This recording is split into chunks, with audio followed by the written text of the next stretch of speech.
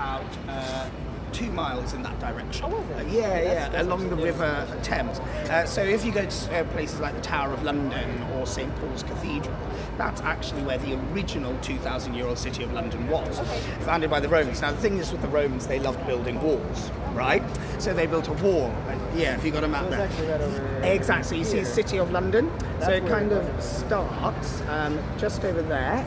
And it goes in a semicircle and finishes at the Tower of London. Okay. So it's actually a very small part of the greater city of London.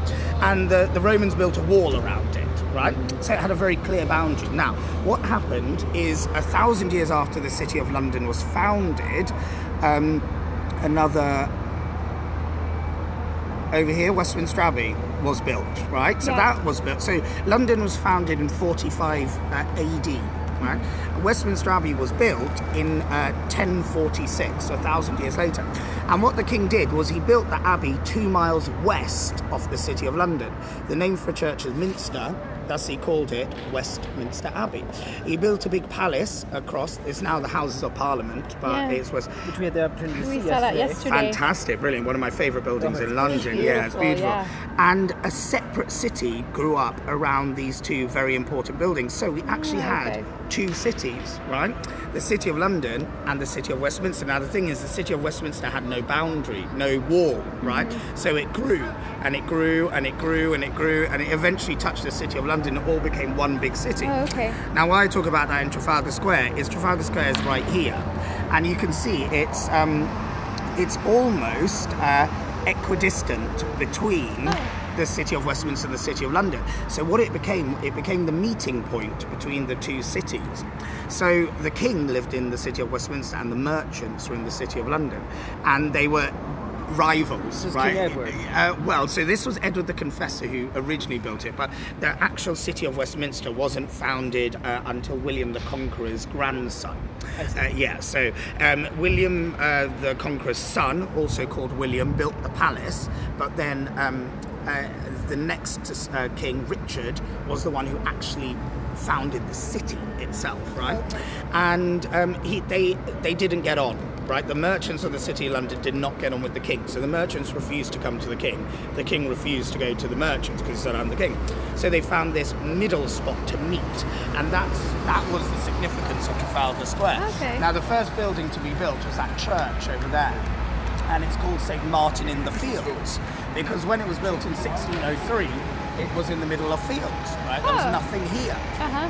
But, of course, as something you've got to understand with the British, we as a country historically haven't had the easiest relationship with particularly the French, right? I mean, a lot of the world, I love this fact, of the 196 countries recognised by the UN, only 22 of them have never experienced a British invasion. So, you know, that kind of gives you an idea of how much the British like to get around. But historically, it's always been the French, right?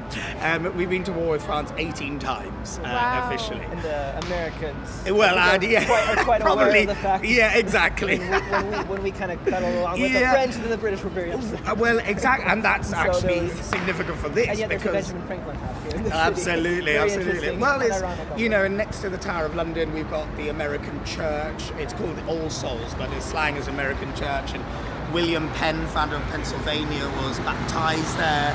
John Quincy Adams, 6th president, was married there, right? So, you know, and next to the Tower of London, so not this one. But talking about the Americans getting in between the French and the English, that's very significant for this, because Trafalgar Square was built to commemorate the Battle of Trafalgar, which was during the Napoleonic Wars, so 1790 to 1815. And of course it was between the Emperor of France, Napoleon, and the British Empire. And basically the French were getting too powerful. Napoleon was trying to take over more and more of Europe, and the British didn't want him to do that. It was a power struggle.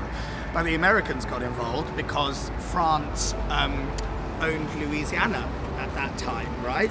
And the British and Napoleon deliberately sold Louisiana to the Americans, purchased exactly, at a quite a good rate, because he didn't want the British to try and take it over and then use it as a way of influencing on that. So it was all about tactics and power plays, and that's why, especially with Britain, America, France, Europe. So they built this to commemorate the Battle of Trafalgar, which was in 1880, which obviously we won, and it was a naval battle, so fought on the sea.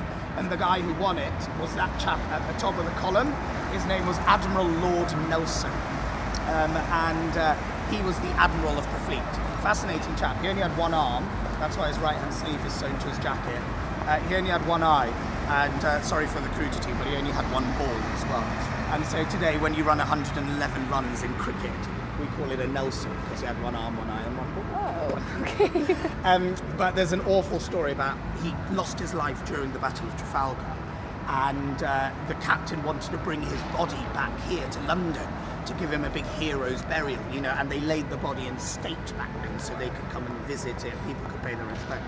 But Trafalgar's 2 weeks sailing away, very hot temperatures, and they didn't have fridge